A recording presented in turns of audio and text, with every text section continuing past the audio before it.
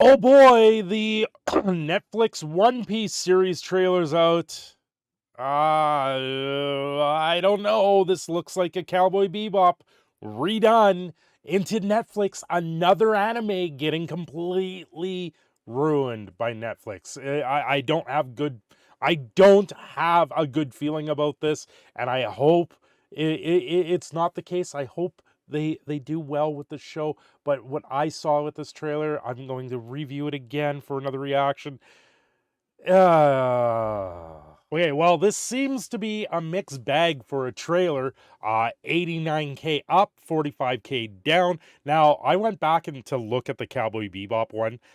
They've got 16K down, 131 up. So the trailer was well received. This one seems to be a bit more scaled back. People are very much more reserved for this. It's going to be very interesting to see where it lies.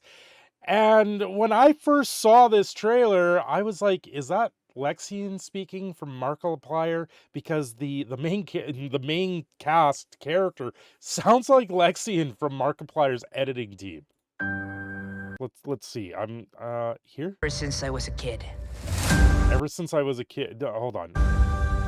Can I get a better version of his voice? So, I'm setting out to follow my dreams. Okay. So I'll compare this. This is what I'm meaning by the voice. It's that time again. He did it. Mark just played my game, and I'm gonna react to it because we all know I do that. Okay, this is really, it does Dreams. sound like I'm gonna be king of the pirates. Lexian from Markiplier. Can we just get the lines? Can we get you to say I'm going to be king of the pirates? Because that would be something just to compare. It would be fun to see him actually do a One Piece reaction to the trailer. Just because of how similar I believe their voices sound. It's very fun in that sense. Is that Markiplier's editor speaking? I don't know. This is just something that happens. Like, I don't know, people get compared to everyone else all the time. Anyways, that nuances aside, the trailer, I mean, Crew. And I think to get yeah, I just don't, I see it. I know a little bit of the story. I'm not a huge One Piece person, and I know a lot of people out there are. Once again, this is going to be a situation where a live action adaptation probably will not translate very well. It's very hard to do anime, cartoony sort of things into live action, and that's where things seem to fall flat. It's not one of those shows that I think was ever meant for live action. together, we'd make a pretty good team. Yeah, it's very loud. That trailer is very loud. The fighting looks A interesting. treacherous stretch of ocean. Treacherous stretch of ocean. Now, this is where the CGI with it was a little bit off-putting, and I've made this comparison in the past when you watch movies like The Matrix.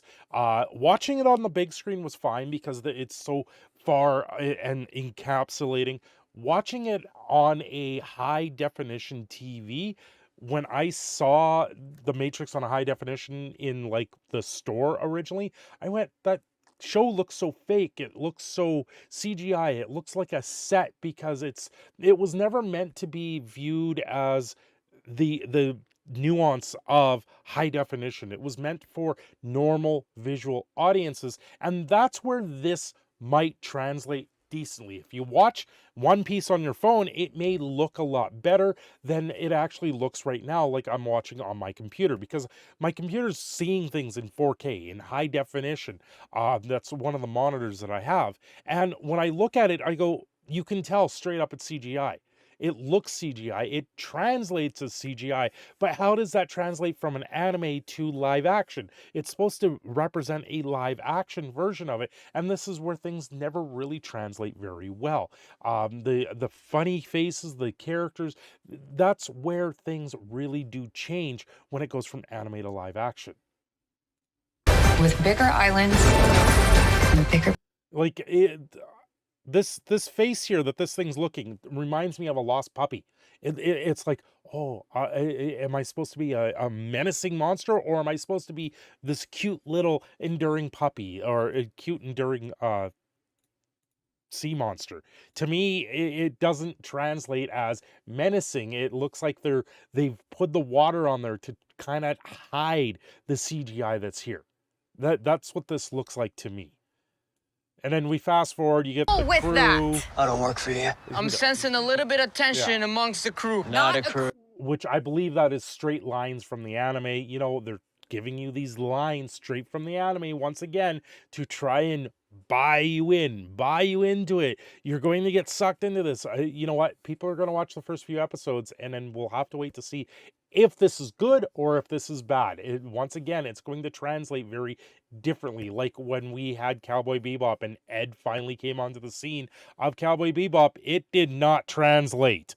That is something that did not do very well for it, especially when they had to push the agendas of today's genres into these movies, into these shows. If you're not doing something that's progressive and introducing certain nuances, it doesn't translate very well. Now, the other part in this was the Gum Gum pistol part. I thought this CGI looked absolutely horrific. To me, this does not translate very well, once again, into the Netflix series. When I watched that originally in the anime, when I've seen that, it doesn't. It's very seamless. It's not very enduring. It's not very CGI encapsulating something else out there. It translates very neatly in anime, but when it comes to live action, it just does not look as good. Now the characters, they're beyond themselves. They're larger than life once again, and when it comes to this stuff, you know, this is only a teaser. We'll have to wait to see where this does lie. It's going to be, I have my reserves, I have my doubts that this is going to go over very well once it does come out, and I hope I'm wrong, because I want to, you know what, a lot of people want to see things like this. If anything, this will bring exposure to the original show. More people may pick up the original show and watch that instead, because that is something that happened with Cowboy Bebop. I believe the original show did see an influx of people watching the original show, so at least it had that positive going for it, even though it did not translate very well into a live action adaptation. Anyway, I'm your Proud Canadian Phoenix, Cindershadow, signing off here. Don't forget to like and subscribe. I will see you again very soon.